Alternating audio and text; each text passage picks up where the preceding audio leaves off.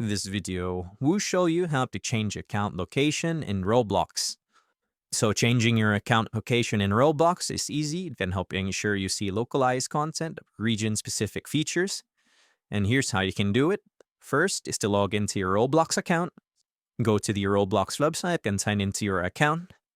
So over to the top right, access the account settings. So click on the deer icon, settings in the top right corner of the page. From the drop-down menu, select settings. And then in the account info section, you can see country or region. Here you can see account location Philippines. But as of now, the account location is tied to your IP address. So in order to change that, you must contact Roblox support in order to change your location. So you can submit the ticket on their support website, and you should be able to change your account location. And that's about it.